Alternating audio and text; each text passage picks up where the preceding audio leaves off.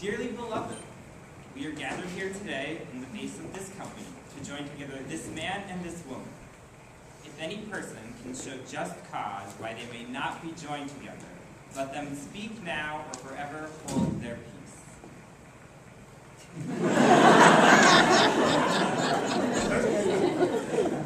John and Alice have selected 2 readings from the letters of Robert and Elizabeth Barnett Browning, which we read at this time.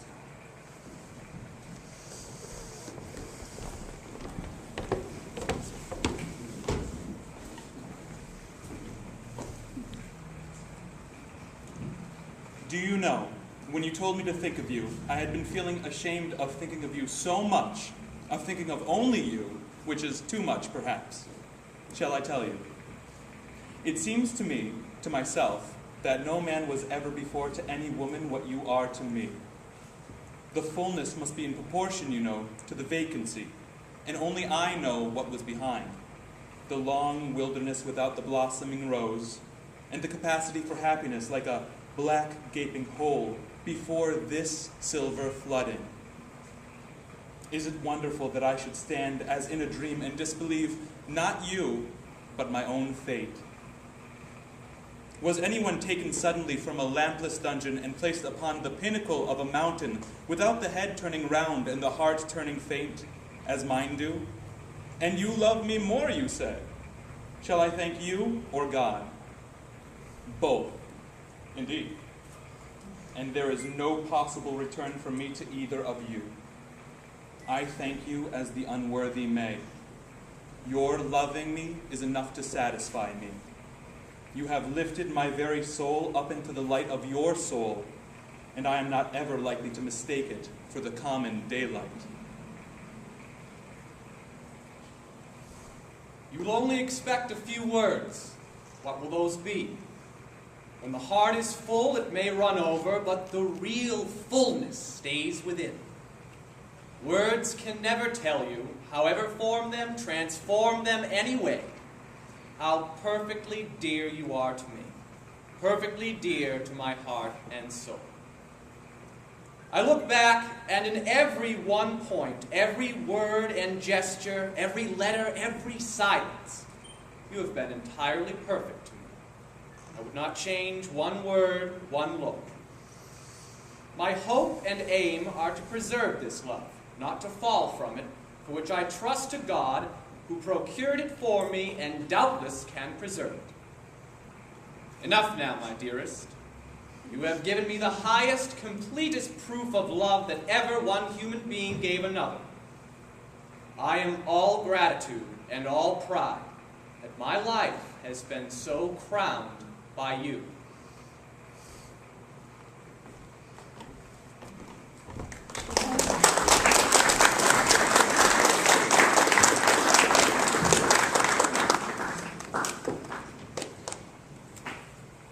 Marriage is the union of husband and wife in heart, body, and mind.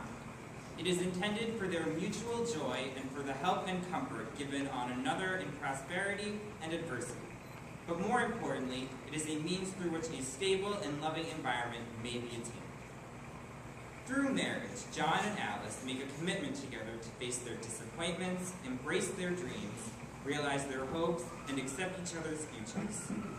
John and Alice will promise one another to aspire to these ideals throughout their lives together, through mutual understanding, openness, and sensitivity to each other. Who gives this woman in marriage to this man? We do. And who gives this man in marriage to this woman? We do. Then this is a beginning and a continuation of their growth as individuals. With mutual care, respect, responsibility, and knowledge comes the affirmation of each one's own life happiness, growth, and freedom. With respect for individual boundaries comes the freedom to love unconditionally. Within the emotional safety of a loving relationship, the knowledge self-offered one another becomes the fertile soil for continued growth. With care and responsibility towards self and one another comes the potential for full and happy lives. By gathering together all of the wishes of happiness and our fondest hopes for John and Alice from all present here, we assure them that our hearts are in tune with theirs. These moments are so meaningful to all of us. For what greater thing is there than for two human souls than to feel that they are joined together? The relationship stands for love, loyalty, honesty, and trust, but most of all, friendship. Before they knew love, they were friends, and it was from this seed of friendship that is their true destiny. Do not think that you can direct the course of love, for love shall direct you. Marriage is an act of faith and a personal commitment, as well as a moral and physical union between two people. Marriage has been described as the best and most important relationship that can exist between them. It is the construction of their love and trust into a single growing energy of spiritual life. It is a moral commitment that requires and deserves daily attention. Marriage should be a lifelong consecration of the ideal of loving kindness, backed with the will to make it last. And now at this time, the bride and groom will exchange their vows.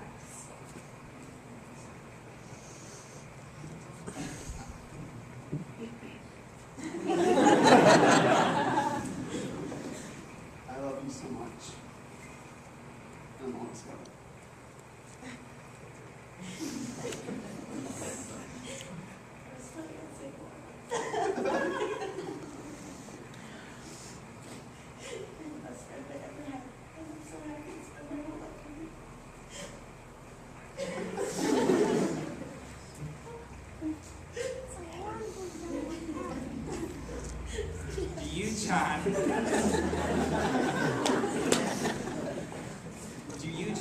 Take Alice to be your wife, to love her, comfort her, honor her, and keep her in sickness and in health, for richer, for poorer, for better, for worse, in sadness and in joy, to cherish and continually bestow upon her your heart's deepest devotion. Forsaking all others, keep yourself only unto her as long as you both shall live. I do. Do you ask to be your husband, to love him, comfort him, honor and keep him in sickness and in health, for richer, for poorer, for better, for worse, in sadness and in joy, to cherish and continually bestow upon him your heart's deepest devotion, forsaking all others, keep yourself only unto him as long as you both shall live. I do. May I please have your hands?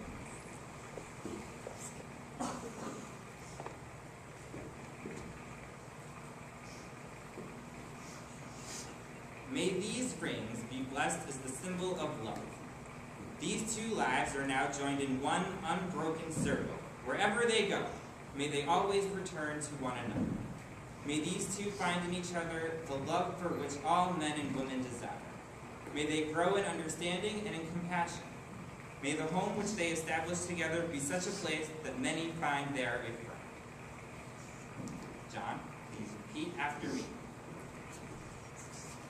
With this ring, I wed you, I wed you, and pledge my love, and pledge my love, now and forever. now and forever.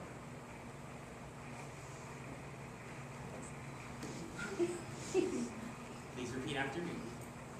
With this ring, With this ring,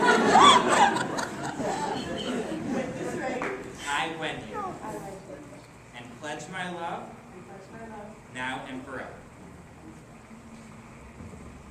May you always share with each other the gifts of love. Be one in heart and in mind.